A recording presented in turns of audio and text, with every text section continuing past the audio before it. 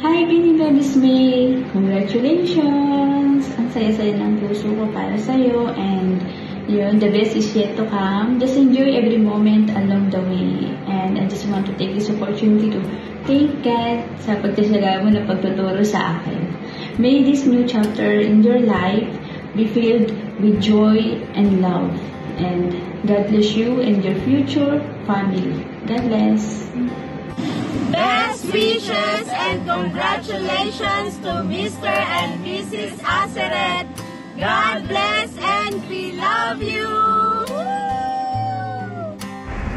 Esme Be, congratulations in advance and have a blessed journey sa bagong chapter of your life. We're going to miss you. Hi, Ate Sarah! Congratulations! Ikakasal ka na! Yay! We're so happy for you na kakasal ka na. And we pray na you and Kuya Russell have a very blessed life together. Let's always be happy together. And hopefully, makaabot kami, makasama kami sa wedding nyo. And stay safe sa iyong flight next week. We wish you all the best, all the love. We're so happy for you.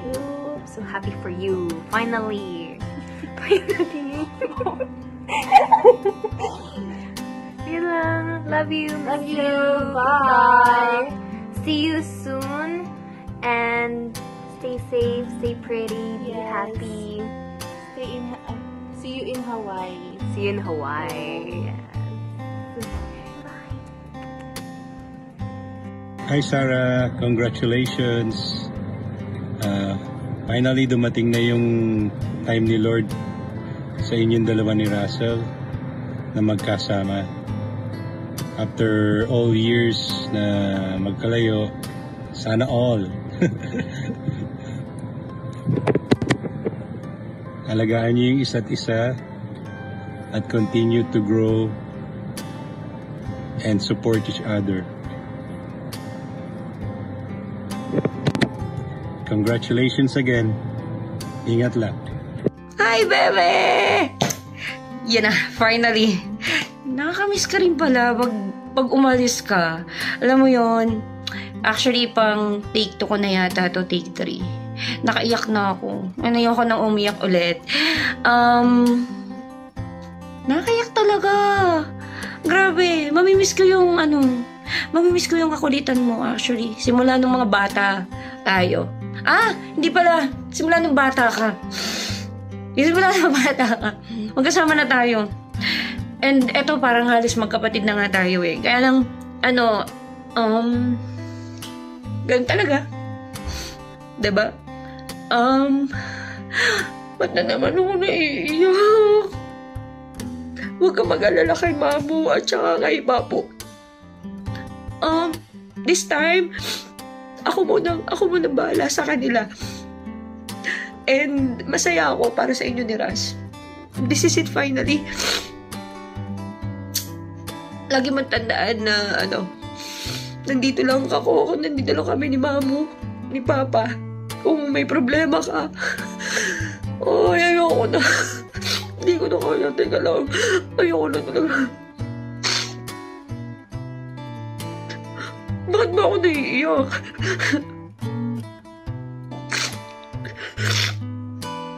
Anyway. Yun nga. Sabi nga ni Lord, masaya ako kasi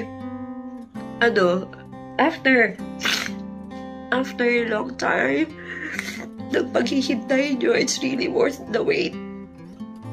And sabi nga niya ni Lord, diba? Isaiah 60, sa 60:22.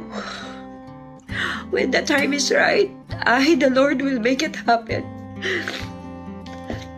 Anyway, this is not a goodbye, but advice ko lang, dahil this time iba na, buhay may asawa na. Everyday, mas piliin nyo na mahalin yung isa't isa, alagaan yung isa't isa, At maging masaya araw-araw. Kung may mga problema man, huwag kayong matutulog nang hindi nyo naaayos. And lagi mong tatandaan na dapat laging nasa center si Lord ng relationship nyo. And masaya talaga ako. Hindi ko alam kung ba't ako naiiyak. Anyway, baby, congratulations and mamimiss ka namin. Huwag ka na mag-alala kay Mamu. Huwag kayong mag-alala kay Papo. Ako na muna bahala sa kanila habang nandito pa. Habang nandito pa sa Qatar. Anyway, God bless and God bless sa relationship nyo. And God bless sa inyo ni Russell. See you. It's not a goodbye, baby. Mamiss kita. Bye-bye. I love you. Hi, Ate Sarah. Nagulat ako na i-eject ka na pala sa Qatar this Thursday. Yung napag-usapan kasi natin last time, I thought December pa. But anyways, the Lord's timing is always perfect. And I just pray na wherever you go, the Lord will be with you. And always pray and seek guidance from Him. Especially na you're opening a new chapter in your life. It's better to always seek Him first. Choices mo, decisions mo, no matter how small it is, especially sa big decisions that you will make, always put God first, and for sure hindi ka maliligaw. Although may Google Maps naman, charing. And I really miss you and I love you. There are no goodbyes, only see you soon. Hindi man natin alam when and where tayo magkikita ulit, but I'm really excited for that day na makapag-catch up ulit tayo and makapagtawanan. Yun lang. I love you, ate, and I miss you, and God bless on your new journey. Bye-bye, chicken! Bye-bye, everyone! Bye-bye, everyone! Ingat na lang! Ingat! See you on 2 years again. 2 years? Oo. Kasi advance congratulations, advance Merry Christmas, advance Happy New Year, advance Happy Birthday, happy trip, and good luck sa susunod na tatanghakin sa buhay. Yun lang. Malaki ka na, bahala ka na sa buhay mo. Bye-bye! Ingat ka palagi. Ay, mamatay. Hello! Sa Uber ng bayan. Anyways, congrats and good luck sa bago mong journey. And sana ma-enjoy mo na ang iyong pagpunta kung saan ka man pupunta. At iyong makakapiling na ang iyong kabiyak. Puro iyong. At ikaw ay ayun lang, sana enjoy mo tong araw na to, and good luck and God bless. Peace. Sarah May and Russell, welcome to marriage life. Yes, congratulations to both of you for your incoming marriage life. Congrats! Congratulations. See you. Hi, my love. I can't wait to be with you. I love you. Hi, Sarah! Hi, Sarah! Ito na yung natupad na naman yung sinasabi ng Job 3:25. Ito yung yung bagay na matindi kong kinatatakutan, siya nga dumating sa akin. So, yung matinding kinatatakutan ko, yung araw na ikaw ay mawawalay sa amin na isang napakalungkot na bagay para sa amin, pero natutuwa kami, syempre maligaya kami para sa iyo. At ikaw nakatagpo na ng tatunay na mag-aalaga at magmamahal sa iyo. At malungkot man kami, siyempre mamimiss ka namin, pero siyempre masaya kami para sa iyo. At alam ko naman sa kalooban ng Panginoon, magkakasama-sama rin tayo. Okay, Sarah, mamimiss kita. Yung pagsasabi mo lagi ng I love you mama pagpapasok ka. So malungkot pero happy naman kami para sa iyo dahil gusto rin namin magbumuo ka ng isang pamilya sa kalooban ng Panginoon. Patuloy na maging ayos, masaya ka sa piling ni Russell. I love you! Love you! Ay, Sarah! Surprise! Miss ng panahon. Kailan lang nasa crib ka pa. Pag pinaghihili pa. Pinagtitimpla pa ng gatas. Ngayon, big girl ka na. Ako na ang binubuhat mo.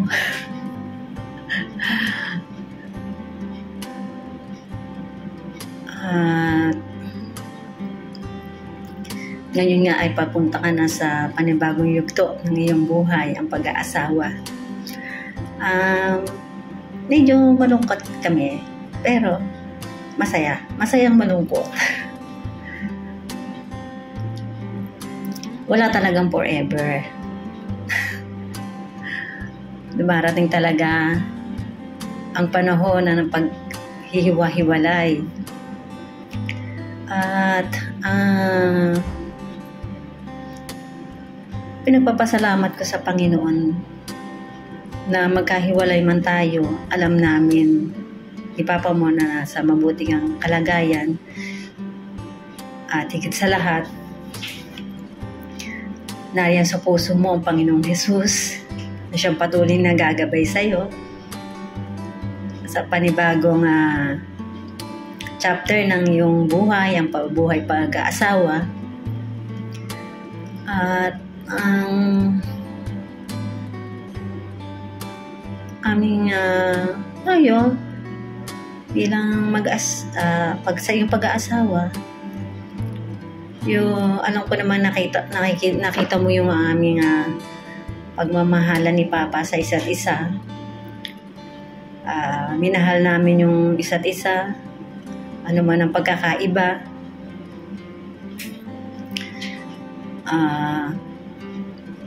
Ano man yung mga hindi magandang mga pag-uugali, yun ay kasamang kailangan mahalin sa iyong pag-aasawa.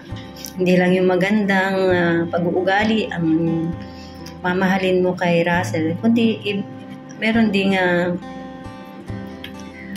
maging yung hindi rin maganda kasi package na yan pag nag-asawa ka. All in one. Kaya yun, mahalin mo ang iyong asawa, pasakop ka sa kanya. Guys, sinasabi doon sa Epeso na mahalin mo, pasakop ka sa iyong asawa dahil siya ang head of the family. At magmahalan kayo. Bagamat ang pag-asawa naman hindi talaga puro saya, dumarating din talaga yung mga trials, mga problema. Pero alam kong by the grace of God, dumating man yung mga problemang yun, o pagsubok sa inyong buhay, alam mo na kung sino ang tatawagan mo. Andyan lang ang Panginoong Jesus. Pray lang, luhod lang sa Panginoon. At patuloy na magkaroon kayo ng pagkakaisa, pag-unawaan pa rin. Kung ano man yung hindi pagkakasundo ninyo, pag-usapan ninyo. Diba? At magbigayan, magpatawaran. Isa yun sa mga susi ng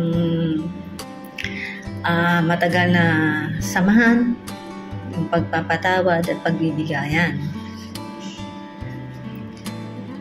At alam ko naman na ikaw naman mabait na bata at mapagmahal. Masipag din naman. Maganda pa. Kaya, yun. Lagi mong tatandaan na doon sa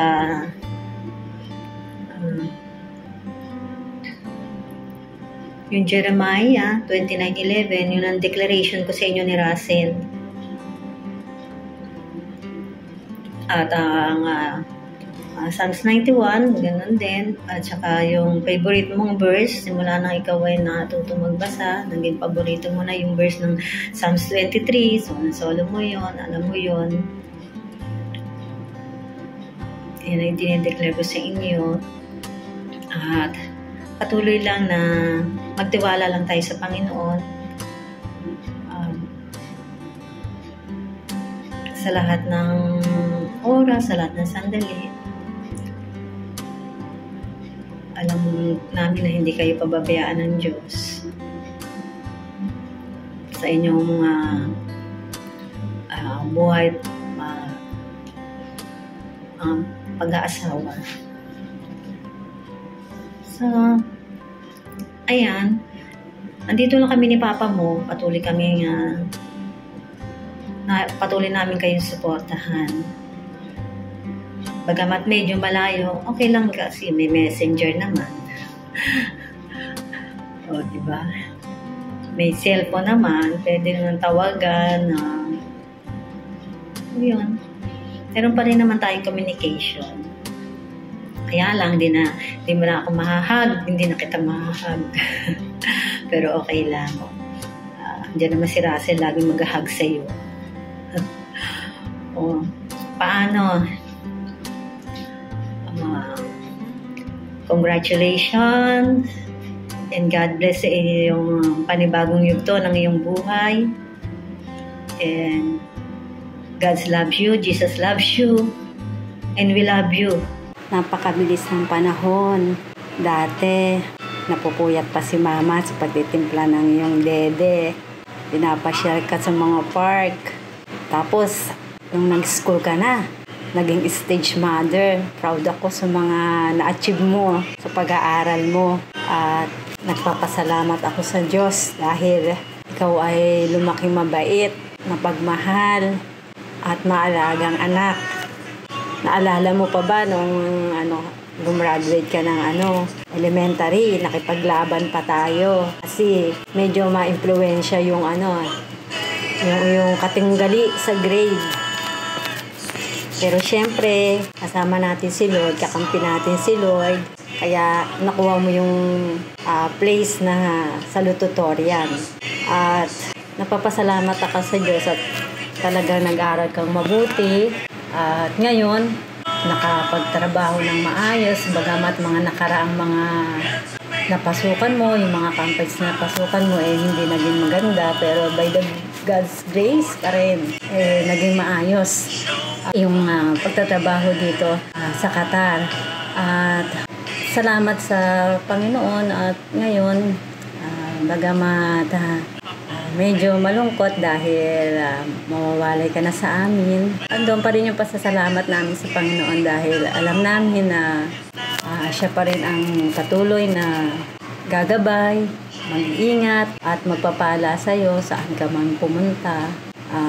Sa panibagong journey ng buhay mo, huwag mong kalilimutan lagi andyan sa puso mo ang Panginoong Jesus na anytime kailangan mo ng joy, ng peace, ng patience, ng wisdom, tawag ka lang sa Kanya.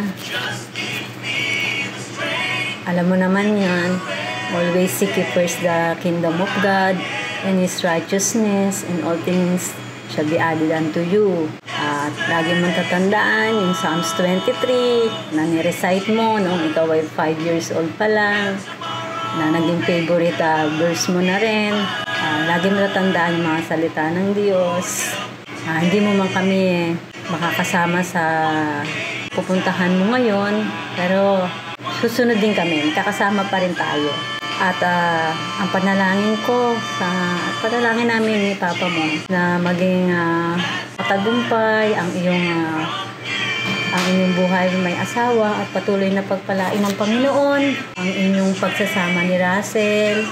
Lagi mong tatandaan na yung pag kakaroon ka ng problem, alam mo na yung gift ko sa'yo, yung gift namin sa'yo, na yung kwintas na may key and heart shape, di ba? Love is the key for all the circumstances. At alam mo naman na sabi nga sa Biblia na love conquers all. At patuloy ka lang na sa pananampalataya sa Panginoon Jesus. At patuloy na maging malago at magamit ka rin saan ka man dadalhin ni Lord, at patuloy na pagpalain ng Panginoon ang inyong pag-iisang dibdib ni Russell. Salvation kay Russell, hindi sa pamilya niya, ang panalangin namin. Maging buhay na patotoo ka sa buhay ni Russell at ng pamilya niya bilang nakakilala sa Panginoong Jesus. At yun lang, love na love ka namin ni Papa mo. Tandaan mo, dito lang kami. At patuloy na kami umaalalay sa iyo. Sige na. God bless. Love you. Ay, Sarah, sabi nga sa Ecclesiastes, may panahon sa bawat bagay. No? Bawat bagay ay may kanya-kanyang panahon. So, panahon ngayon, ang panahon na ang ikaw ay bubuo ng sariling mong pamilya at may iba na ang takbo ng iyong mundo, siyempre, at iba na yung mundong gagalawan mo. That another isang malaking kaibahan sa buhay dalaga. So ngayon ang of course hangad namin ang inyong matiwasay, matagumpay at mabunga na pagsasama, syempre, at masaya kami para sa'yo. Although sa panig namin, syempre, ay nandun yung kalungkutan na malalayo ka, lalo na nandun ka sa iba yung dagat pa.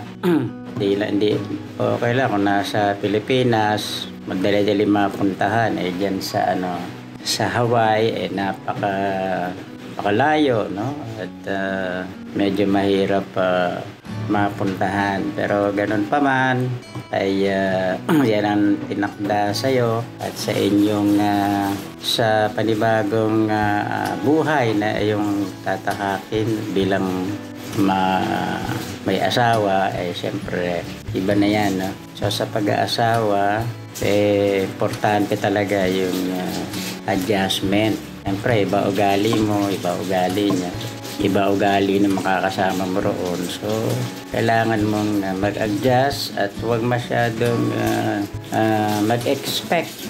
Kasi baka yung expectation mo hindi mo maabot. Siyempre, ma-prostrate ka lang. So, kailangan lagi may allowance. Dahil wala naman perfectong marriage. There's no marriage made in heaven. So, ang pagsasama ng dalawang tao ay bigayan, give and take. At kailangan ng unawaan, pasensya, pagtitiis, at ano man ang problema, kung meron mang disagreement, kailangan pinag-uusapan. At kung medyo nagkakaroon kayo ng tampuhan, normal lang yun. Napag-uusapan naman ang lahat ng bagay. So, ano lang dyan, ang susi, sundin mo yung gusto niya, susundin niya rin yung gusto mo. So, bigayan lang yun. Pero, Yun nga, hindi lang dapat kayo maging mag-asawa, kundi ang mag-asawa ay dapat maging magkaibigan. Dapat ang maging best friend mo ay yung asawa mo, si Russell. No? So, yun ang kasi siyempre yung tinatawag na emotion, yung feeling, ano yan lumilipas yan Pero yung pagkakaibigan na tinuturing mo siyang tunay na kaibigan, pwede mo pagkatiwalaan, pagsabihan ng kahit ano, no? Yung be open, no? Walang sekretuhan, walang taguan, kundi lahat ay kailangan kailangan maging open. So hangad namin ang iyong safe travel, siyempre, at matagumpay na wedding. At nawa, kalooban ng Panginoon ay maka-attend kami ng iyong wedding. Itong lahat, siyempre, na depende sa kalooban ng Panginoon. So, hindi naman natin hawak ang pagkakataon, mga bagay-bagay. Pero ito ay kontrolado ng Panginoon. At higit sa lahat, kailangan kayong dalawa ay magkaisa sa Panginoon. Nandun palagi ang Diyos na siyang may sentro ng inyong pagsasama. Dahil pag wala ang Diyos sa pagsasama ng isang tao, ng dalawang tao, ay may kaguluhan yan. Walang kapayapaan at walang kaayusan. So, dapat yun ang pinaka-importante ron, na ang Diyos ang nagbuklod sa inyo. Ang Diyos din ang siyang tagapanguna, no, ng inyong pagsasama. So, again, ngayon pa lamang we congratulate both of you. At dalangin namin ang bawat isa ay matagumpay, mapayapa, matiwasay, at mabungang pagsasama. So, yun lang. We love you. I love you. At nawa nag-enjoy ka ngayong gabi, at nawa na sorpresa ka. So, okay, bye-bye.